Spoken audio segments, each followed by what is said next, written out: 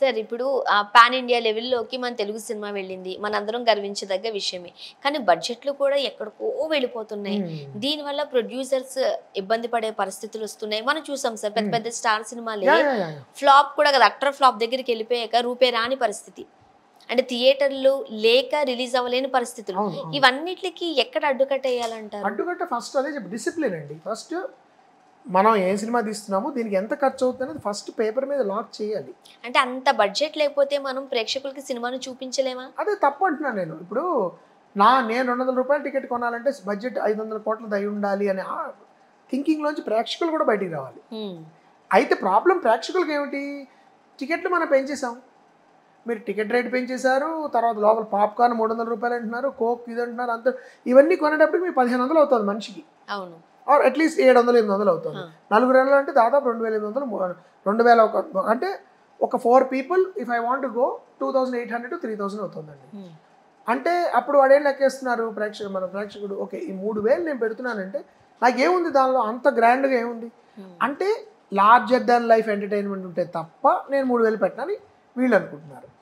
వాళ్ళు ఏంటి, వీళ్ళు ఎంతకంటే ఇలా పెడితే తప్ప రావట్లేదు కాబట్టి అవే తీయాలి అని చెప్పి విపరీతంగా పెంచుతున్నారు.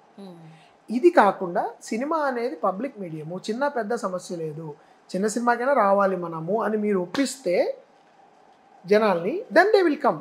అది కొంచెం ఇప్పుడు కోవిడ్ తర్వాత అది గందరగోళంలోకి వెళ్ళిపోయి జనాలు కూడా ఏంటంటే ఐ హ్యావ్ టు కమ్. అయితే కొన్ని సినిమాలు వచ్చే తప్పని ప్రూవ్ చేస్తున్నాయి.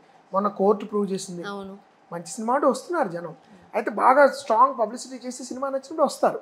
కానీ జనరల్ ట్రెండ్ ఏమైందంటే ఇప్పుడు సినిమా అంటే స్పెక్టికల్, చాలా పెద్ద స్థాయిలో ఏదో వేరే ప్రపంచాన్ని మనం తీసుకెళ్ళిపోవాలి. అది అప్పుడు నేను 500-200 పెడతాం, 100 కోట్లే. అది మారకపోతే అన్ని సినిమాలు ఎన్ని తీయగలరు మీరు సంవత్సరానికి? అది స్పెక్టికల్స్ 2-3 చేస్తే చాలా గొప్ప సంవత్సరానికి. మిగతా టైంలో ఏ నడుస్తాయి థియేటర్స్లో? అది ప్రాబ్లం. ఇప్పుడు మనం రామారావు గారు, నాగేశ్వరరావు గారిని చూసుకుంటే 100లో సినిమాలు తీసినవి ఉన్నాయి. ఇప్పుడు మహా అయితే ఎంత పెద్ద సూపర్ స్టార్ అయినా, ఎంత పెద్ద స్టార్లు అయినా 100 సినిమాలు కాదు కదా, వాళ్ళ లైఫ్ టైంలో 50-60 సినిమాలు తీస్తే గొప్పేమో. ఒక్కొక్క సినిమా 4-5 ఏళ్ళు బ్లాక్ అయిపోతున్నారు కదా. ఎందుకంటే పెద్ద స్థాయి సినిమాలకి టైం పడుతుందండి.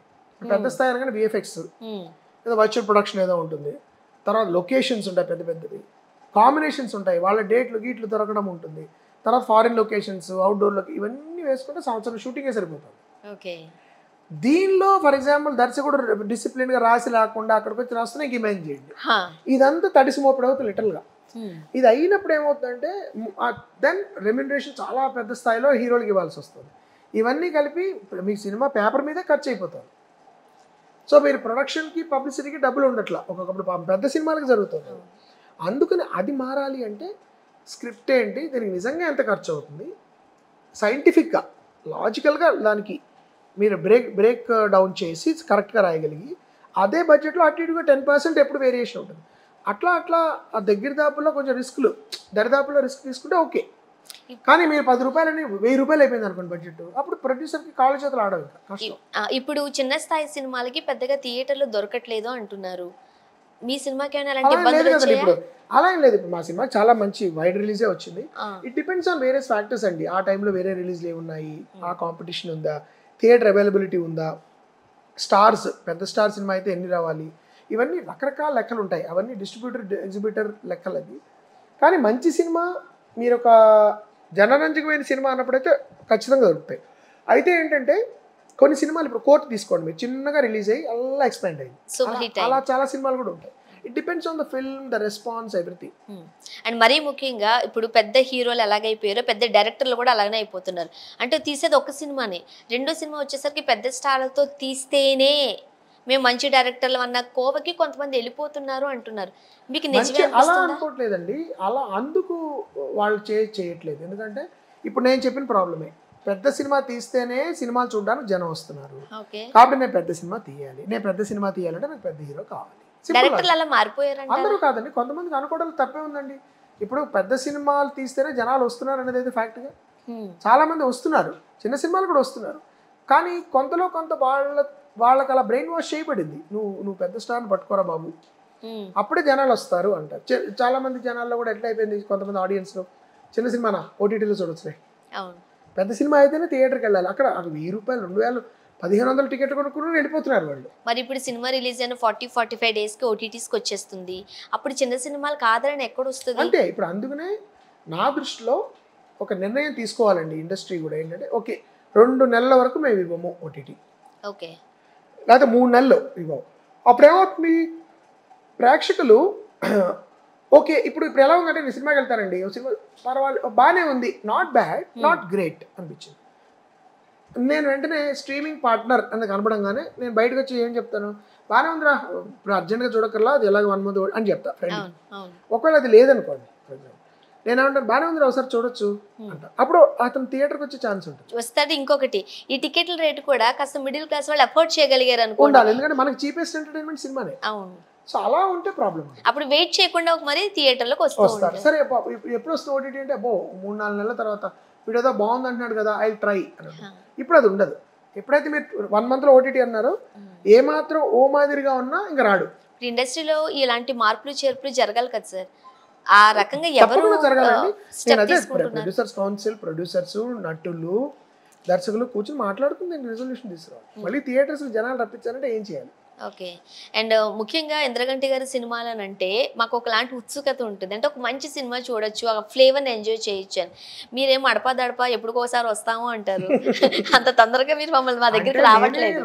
నేనే రాస్తానండి మొత్తం, అందులో టైం పడుతుంది, 1 year పడుతుంది ఈజీగా రాయడానికి. 6 months పడుతుందండి ఈజీగా. ఇంకొకటి ఎక్కడికి వెళ్ళి రాస్తారు మీరు? నేను ఎక్కడికి వెళ్ళండి, సాధారణంగా బ్యాంకాక్ ఇంట్లోనే రాస్తాను, అస్సలు ఎక్కడికి వెళ్ళాను. ఎప్పుడైనా వెళ్తే వైజాగ్ వెళ్ళి లాస్ట్ డ్రాఫ్ట్ ఎప్పుడైనా వైజాగ్లో అలా రాస్తూ ఉంటాను. I don't travel anyway, but writing is a long process. దాని తర్వాత ప్రీ ప్రొడక్షన్లో నటులు దొరకడం, లొకేషన్స్ దొరకడం, లేకపోతే డేట్స్ దొరకడం, వీటన్నిటి వల్ల డిలేస్ అవుతాయి. అదే ఇప్పుడు నేను అనుకుంటున్నా కొంచెం నేను ఇంకా స్పీడ్గా చేయాలేమో అని. ఎందుకు ఈ రేస్లో కాస్త మీరు కూడా ముందుంటే బాగుంటుందేమో అనిపిస్తుంది. దర్శకులు ఎవరు 1 year 2 years కానీ తీయట్లా సినిమాలు, అట్లా ఏమి ఉండదు. అంటే నేను చిన్న సినిమా తీసినా కూడా టైం రైటింగ్ నేనే చేస్తాను, నాకు టీం ఎవరు లేరు. I don't work with anybody. So అందుకు నాకు డైలాగ్స్ కూడా మీరే రాసుకుంటారు. ఓకే, సో అది ఎట్లానూ వచ్చిందే మీకు? అంటే అది నాకు వేరే కొలాబరేట్ చేసే ఇప్పటివరకు ఏ సినిమాకి చేయలేదు. కథ 2 సార్లు మాయాబజార్ అనే కథ ఒక ఆయన ఇచ్చారు, తర్వాత జెంటిల్మన్ కథ ఒక ఆయన ఇచ్చారు. అంటే మిగతా అంతా నేనే, స్క్రీన్ ప్లే డైలాగ్ అంతా నేనే, మీరే రాస్తారు. కాబట్టి నాకు అది టైం పడుతుంది. ఒక బేసిక్గా ఒక కథ రాయాలంటే 6 నెలలు పడుతుంది. కథ స్క్రీన్ ప్లే రాయాలంటే 6 months ఈజీగా. అండ్ దానికి సంబంధించి నటీనటులను ఎంచుకోవడం, మళ్ళీ మ్యూజిక్ ఇవన్నీ కలిపి ఇంకొక 6 months పడుతుంది. తెలియకుండా సరిపోతూ ఉంటుంది. ఓకే. అండ్ యూజువల్ గా మీరు సినిమా ఎన్ని డేస్ లోకి పెట్టుకుంటారు ఫైనల్ గా? అంటే డిపెండ్స్ ఆన్ షూటింగ్ మీరు అనేది, డిపెండ్స్ ఆన్ ది ఫిల్మ్ అండి. వి అనే సినిమా 100 రోజులు పట్టింది. సారంగపాణి జాతకం 65 రోజుల్లో తీశారు. సమ్మోహనం 52 రోజుల్లో తీశారు, ఎందుకంటే 51 రోజులు. సమ్మోహనం అంతా ఒక ఇంట్లో జరుగుతుంది సినిమా. ఆ తర్వాత అమితుమి 31 రోజుల్లో తీశాను నేను. అష్టాచమ్మ 43, తర్వాత అంతకుముందు ఆ తర్వాత 75, 74, తర్వాత అమ్మాయి గురించి మీకు చెప్పాలి 70, 70. So it depends on the story and requirement. 3 నెలలకు మించి ఏది తీసుకోవట్లేదు అంటే 90 ప్లానింగ్ చేస్తే. ఓకే, మనం కాదు, హాలీవుడ్లో విఎఫ్ఎక్స్ సినిమాలు కూడా 90 రోజుల్లో చేసేవాళ్ళు ఉన్నారు. ఓకే, ఇక అంతా ప్లాన్ చేస్తారు వాళ్ళు. ఇప్పుడు సారంగపాణి జాతకంతో వచ్చారు మీరు, అండ్ మీరు ఓన్లీ కామెడీ అనే కాకుండా డిఫరెంట్ జోనర్స్ ఎంచుకుంటారు కాబట్టి మళ్ళీ ఏంటి నెక్స్ట్ మీరు ఎప్పుడు ఎలాంటి సినిమాతో రాబోతున్నారు? ఈ సినిమా రిలీజ్ అయింది, I need a short break. తర్వాత ప్రాబ్లీ రొమాన్స్ కానీ ఒక యాక్షన్ అడ్వెంచర్ కానీ చేద్దామని నా కోరిక. అది ఏమిటి అనేది ప్రస్తుతం నేను చెప్పే పరిస్థితుల్లో లేదు, but definitely maybe in the month end కల్లా నెక్స్ట్ మంత్ కల్లా తెలిసిపోతుంది. సో సారంగపాణి జాతకం అయితే మాత్రం ప్రతి ఒక్కరి జాతకాన్ని ఎక్కడో చోట చూపిస్తుంది. I hope so. చాలా బాగుంది. సో ఇలాంటి మంచి సినిమాలు తీయాలి.